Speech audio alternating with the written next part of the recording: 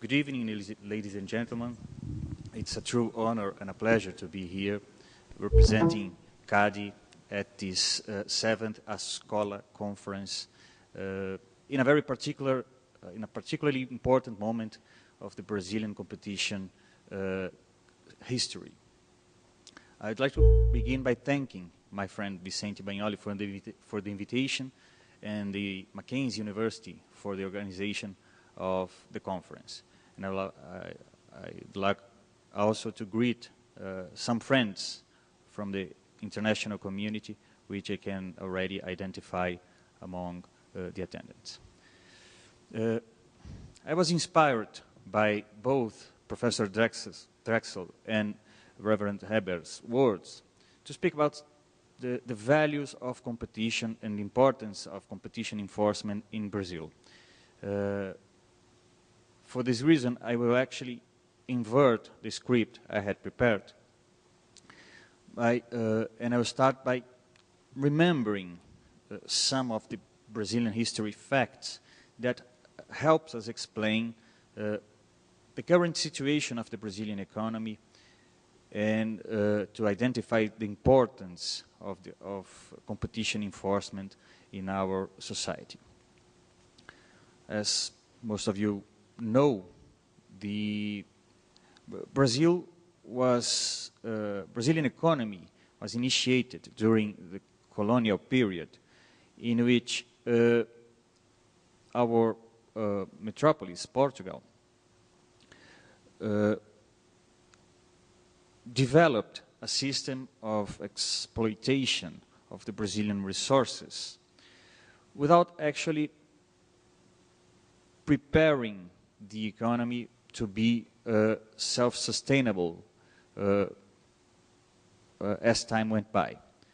It's a clear symptom of this statement is the fact that in our history a number of economic cycles have followed and were impossible to be maintained. We can mention the rubber cycle, the sugar cycle, the gold cycle, and why not mentioning it, the coffee cycle as well. Whenever the Brazilian economy was faced with any kind of competition from other countries, the Brazilian industry, if you can use this expression, this term, industry, to express or to describe what happened in the country during the colonial period, well, this industry started to decline. But apart from the fact that these economic cycles represented the lack of planning of the Brazilian economy, some other common issues of all this period can be identified. And the one that's most relevant for the purpose of explaining the current competition environment in Brazil is the fact that all the economic activities throughout the colonial period were carried out by a single monopolist. No surprise, our metropolis, Portugal.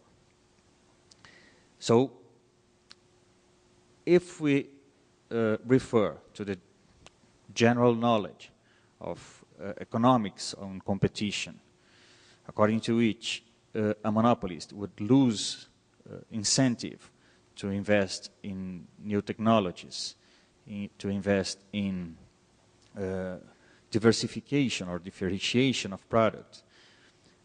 This can be a lot applied to the situation of the Brazilian economy during the colonial period. Of course, there were important differences as regards the non-existence of a domestic market. There was no, all the wealth that was produced at that time was sent to Europe, either in the form of gold or in exchange for essential goods. But as a result of this, a pattern of concentration, lack of money for investment, and submission to an European pattern of consumption was established and can be observed until nowadays. If you take into consideration that most of the Brazilian industries are originated either in the investments of the state or in the investment of foreign companies, or yet the investment of very few rich families which in fact descend upon the aristocracy that was built during the colonial and the monarchic period, it can't be a surprise that the main industries in Brazil are still concentrated. And we can also add to this consideration the perception that the Brazilian state took a long time to start establishing the institutional grounds for a change in this concentrated pattern of economic development. It's useless, or it wouldn't be even necessary to mention that as a result of this concentration model, Brazilian society was developed unequally, except for the last 20 years, as to say. The unbalance between the richest and the poorest was one of the highest in the entire world. So it took, as a paradox, it was necessary that a complete rupture with the institutional system in force at the time had mobilized the society to start claiming for these structural changes. I'm now referring to the coup d'etat that took place in 1964. The militaries took over the political entities and started governing Brazil without the scrutiny of the population in an election. So this rupture with democracy was the factor that shook the society to an extent that in a long and slow process started organizing itself to claim for changes in this colonial standard of development or of economic activity and of distribution of income. So at the end of this long story, which is obviously presented here with a lot of loopholes, we, as a Brazilian society, managed to create a new institutional environment that constitute the ground for a more fair society in a general sense. And this is the link to the discussion on values that my predecessors here have raised. The main legal instrument or legal document that represents this change in the institutional environment is the Brazilian Constitution of 1988. Apart from establishing individual rights and also social rights, it has reestablished some provisions regarding the economic order, which may be understood as the group of rules that will, according to which the state may abide by or have to abide by when intervening in the economic domain. And as a result of all of this process, competition statutes were passed by the Congress, trying to provide practical instruments for the government to actually enforce competition, and by enforcing competition, attempt to modify the concentration pattern that has been originated during the colonial period. As a result, by strengthening the competition defense system, the society is actually stepping ahead towards the objective of promoting social development, distribution of income, and the stabilization of the institutions.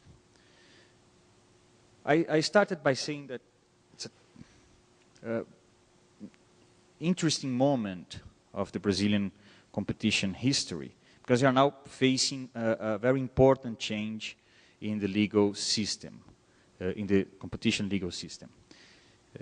Now I can start using the presentation. The main changes that were brought by the law number 12,529, I'm used to saying this number in Portuguese. First of all, the three different agencies that until nowadays compose the Brazilian competition system will face changes in their competences. Actually, two of them will be merged into one, which is being called as the new CADE, and another one will be vested in powers to advocate competition values within the government. I will get back to this in a few moments. But what I think is the most important change that was brought by this new law was the establishment of a pre-merger notification system. As you know, the Brazilian law number 8,884 allowed companies to actually close their business prior to the decision by the competition authority. As a result of this, the ability of the authority to actually impose restrictions to those transactions which may impair or harm competition was very limited.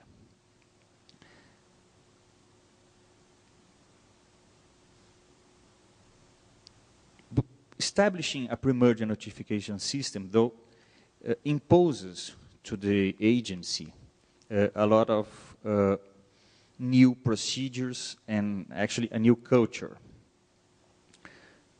And in order to meet these new objectives, to meet these new expectations, it is necessary for the agency to become bigger, to get new staff, to get new headquarters, to increase its budget. So all of these changes are taking place right now and will be in place throughout this year. And the actual numbers that these changes involve are self-explanatory when as to the importance and the relevance of these changes. I will look through these figures again in a few minutes. But just stepping back to the structure of the system. The Brazilian competition system was composed of three entities. The CI, the Secretariat for Economic Monitoring, was vested in powers to investigate merger cases. The STE, or Secretariat of Economic Law, was vested in powers to investigate behavior cases, conduct cases as cartels and unilateral conducts, abuses of dominance in general.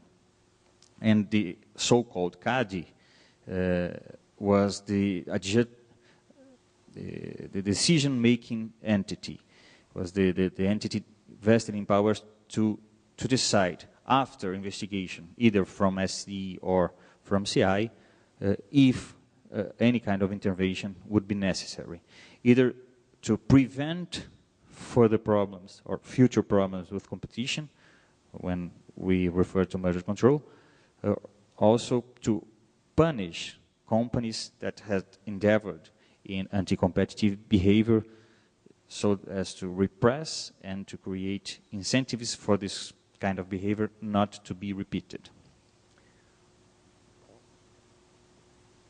So the problem with a three-stage system as we have was that there was some overlaps of competencies and procedures.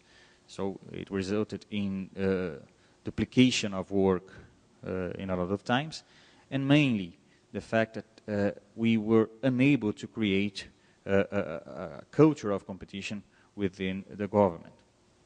The changes in the law aim at rationalizing procedures, establishing faster and more rational procedures, and also to allow different entities within the government to better understand the role of competition in the establishment of public policies. So SDE has become a superintendency within the structure of the new CADE, vested in powers to investigate either merger cases or conduct cases. CI will remain as the advocate of competition within the government, trying to pass the message that in each public policy, each governmental entity has to take in consideration the competition and only sacrifice competition to the extent that it may be, to the extent that there may be a different tool to achieve in a faster and more efficient way the public interest. And CADE will become, as the CADE as we know, as we have nowadays, will become an administrative tribunal still vested in powers to make decisions. The thresholds according to which a company is obliged to submit a given transaction to the scrutiny of the competition authorities are also changed. We had thresholds that actually didn't work as effectively as we wanted as a filter, so that only transactions with an actual potential impact on competition should be analyzed. We had to analyze very simple cases with which presented no harm or no risk to competition whatsoever. The changes were, on one hand, there was a threshold related to market share. The law used to say that if a given transaction result in a concentration over 20% in any given market share, then the transaction shall be submitted. The problem is that the problem with this kind of criteria is that defining market shares up front may be a difficult task, and it's internationally recognized, including the best practices by the OECD, that more objective criteria for merger notification tends to be more effective. So we excluded from the Brazilian legal system the criteria based on market share. And we changed the remaining criterion, which is based in the actual revenue of the companies, by adding an extra threshold that have to be observed at the same time by the parties involved in the transaction. Being more specific, up to today, if a company or group of companies have registered revenues in the year preceding the transaction over 400 million reais, then regardless of the size of the business that is being acquired, the transaction will have to be notified. And on the other way round, if a small company buys a small business from a big company, then because of the revenues of the big company, the transaction would have to be notified as well. We, when I refer to we, Brazilian government, after several discussions within the specialized entities and even longer discussions within the Congress, we changed the law in order to add another criteria. So apart from or in addition to the revenue criteria that will be applicable to the buyer, which will remain at the level of 400 million reais, which stands for about $200 million. It will be also necessary for a given transaction to be notified that the other party in the transaction have registered revenues of at least 30 million reais in the same period. That is the year preceding the transaction. The result or the effect of this is that any transactions involving small business with little possible impact on competition will no longer have to be notified. There are also deadlines that were established for the authority to analyze each case. Of course, these are our objective is to clear or to decide cases in a very short procedure. Simple cases will be cleared shortly. Complex cases will be decided within the time constraints that the law had established. These are time limits which are compatible to those applicable in more mature jurisdictions. There are also some important changes with regard to anti-competitive behavior, some new criteria with regard to penalties. The highlight here is that penalties for individuals rather for companies will become higher than they used to be. But penalties for companies may also result in bigger figures, considering the fact that until nowadays only the company directly involved in the anti-competitive behavior could be fined. Now the law says that not only the company itself, but also the group of companies to which it belongs may also be fined. Even though the percentages have decreased from the most 30% to 20%, 20% of the revenues of an entire group may be higher than 30% of the revenues of a single company.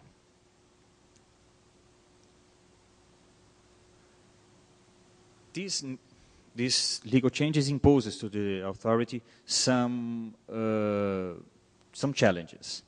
There are new concepts in the law that will have to be interpreted, and we will have to provide to the business community, lawyers and economists that work with CADE, some clear signs. For instance, as to which extent the companies may go prior to the decision from the competition authority. This is what is referred in this slide as gun jumping. We'll have to interpret the basis for calculation of the fines on anti-competitive behavior, which are no longer the total revenues of the company net of taxes, but rather the revenues that company will have registered in the field of activity that was affected by the practice. This expression, field of activity, is a novelty in our system, and it will have to be interpreted and defined. There may be also some impacts on some current policies that we carry out, especially our anti-cartel policy, in which the leniency program is one of the key aspects. There was actually a very positive change in the law.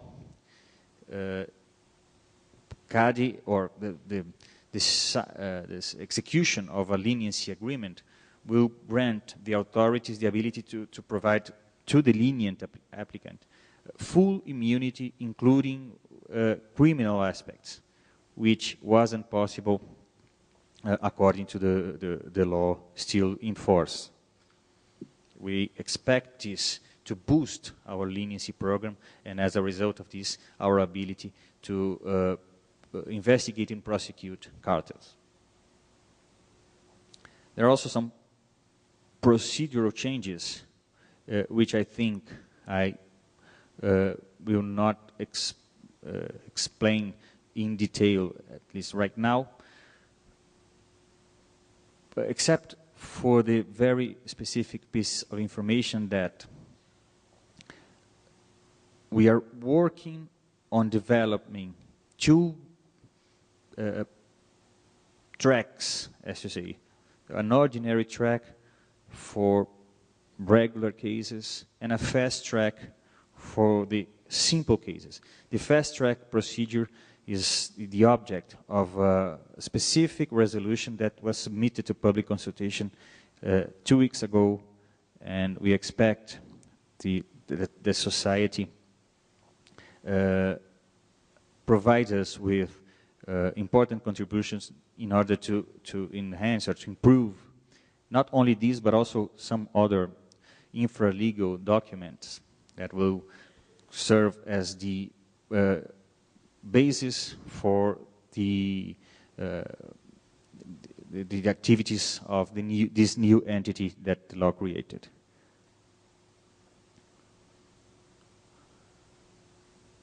Most important thing, and now I'm going to make the link with the beginning of this presentation, which are the perspectives of the new CADE and what the society may expect from us. Well, first, as I mentioned, our structure is becoming bigger. We'll have more people, we'll have more money, we'll have more ability to investigate on competitive behavior and to better decide about merger cases, especially considering that we're going to do this before the transaction actually takes place.